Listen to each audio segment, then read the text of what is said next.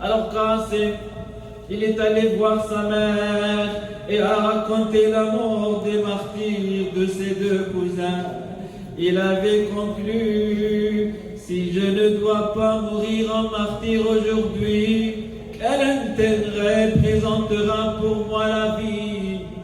Suis-je destiné à être esclave et à ne marcher dans les rues que pour gagner ma prison?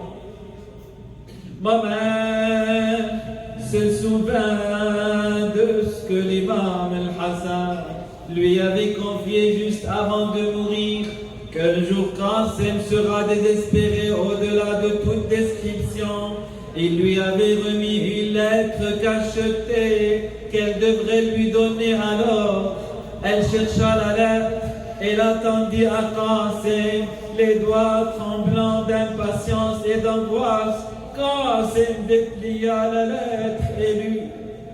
Il lit les paroles de son père Al-Hassan. Boulay Qasim: يا ولدي أوصيك أنك إذا رأيت عمك الحسين في كربلاء وقد أحاطت بك الأعداء فلا تترك الجهاد والمراز لأعداء الله وأعداء رسول الله، ولا تبخل عليه من روحك ومن دمك، وكلما نهاك عن البراز عاوده ليأذن لك للبراز لتحظى بالسعادة الأبدية. Mon enfant, quand cette lettre te parviendra, j'aurai cessé de vivre depuis longtemps. Quand tu liras ceci, tu seras déchiré par un conflit entre ton désir intense de faire ton devoir et de montrer ton amour pour ton oncle Hussein et l'amour que celui te porte et qui le pousse à t'empêcher de remplir tes obligations. C'est en prévision de ce jour que je t'écris cette lettre. Oh Qasim, j'ai joint une autre lettre qui lui est destinée à mon frère. Remets-la à ton oncle, il te laissera accomplir ce que ton cœur désire. Qasim, quand tu liras cette lettre, le temps de notre séparation sera proche, sera près de finir. Hâte-toi, précipite-toi, mon enfant, je t'attends. Qasim, transporté de joie, quelle joie, replia la lettre et fit ses adieux à sa mère. Il courut porter le message à son oncle Hussein. Qasim ne voulut pas déranger son oncle en un tel moment. Aussi décida-t-il d'attendre quand les corps de Hamd et Mohammed eurent été rendus à leur mère Zayn. Qasim s'approcha de son oncle, ne sachant que dire. Il tendit simplement la lettre. L'imam al-Hussein reconnut au premier regard l'écriture de son frère Al-Hassan.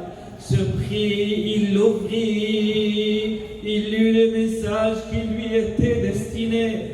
Mon cher Hussein, quand tu liras cette lettre, tu seras assailli de toutes parts de soucis et de chagrin. Les corps sans vie de tes proches joncheront le sol partout autour de toi. Je ne serai plus là pour donner ma vie pour toi, ô Hussein. Mais je laisse derrière moi Qasim, qui sera représentant auprès de toi. Hussein, je te demande de ne pas repousser mon enfant au nom de l'amour que tu me portes. Laisse Qasim combattre pour te défendre.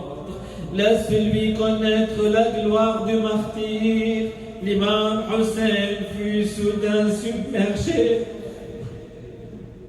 par le souvenir de son frère et il ne put retenir ses larmes à la pensée de cette ultime preuve d'amour. Par par-delà la tombe, Hassan lui laissait son fils Qasim pour le défendre en ce jour. L'imam al-Hussein se reprit avec effort, il leva les yeux vers Qasim.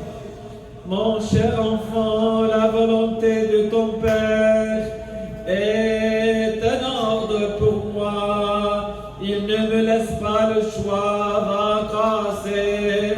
C'est ce que veut ton père, le martyr est ton destin, je dois l'accepter. Qasim retourna faire ses adieux à sa mère, Farwa. Elle eut la satisfaction sur le visage de son fils et comprit que l'heure était arrivée. Lentement, elle se leva, mon fils Qasim, toutes ces années, j'ai attendu le jour où tu atteindras l'âge de te marier. Et pour cette occasion, j'ai gardé le vêtement que portait ton père le jour-là où il m'a épousé. Je voulus te demander de le porter le jour de ton mariage. Mon fils, puisque le destin en a décidé autrement, je souhaite que tu revêtes aujourd'hui ces vêtements de mariage pour entreprendre le voyage dont on ne revient pas. La coutume veut que le jeune mari éteigne ses mains de henné. Je n'en ai pas, et tu n'en as d'ailleurs pas besoin, puisque tes mains seront bientôt couvertes de ton propre sang cassé. Revêtu des habits de noces de son père, Qasim en était le vivant portrait.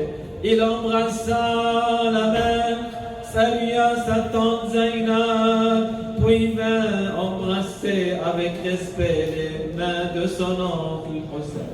L'imam Hussein eut à cœur de tenir lui-même la bride sur le cheval, pendant que Qasim montait en selle.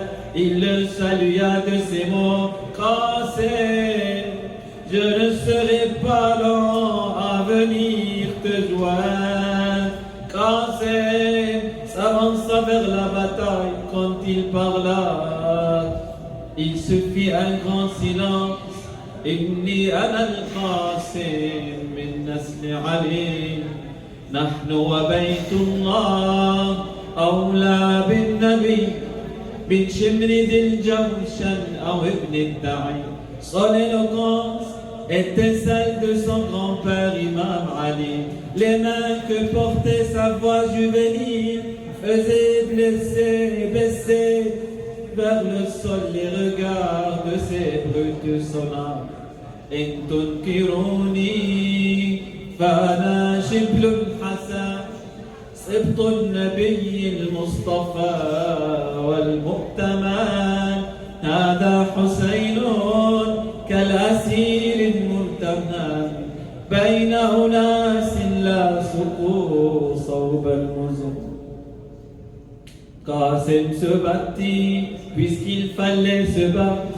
Il se battit avec tant de bravoure et tant d'habileté que son oncle Hussein, qui observait le combat de loin, ne put retenir un cri d'admiration. Plus un seul n'osait l'affronter maintenant. Il avait beau les défier tous reculaient. Alors Omar, fils de Saïd, ordonna de lancer l'assaut contre le jeune homme. Toute une armée contre un enfant de 14 ans à peine. Des centaines de milliers de poignards, d'épées, de lances, de flèches venant de toutes les directions pour venir à bout d'un enfant. Qasim, couvert de blessures de la tête aux pieds, lança son dernier cri d'adieu à son oncle. L'imam Hussein sauta en selle et chargea sabre éclair avec laquelle il mit en fuite l'armée du tyran. Dans leur course, est perdu pour sauver leur vie. بعدا لقوم قتلوك. Il s'approcha de son neveu. Il découvrit que le corps du garçon avait été déchiqueté.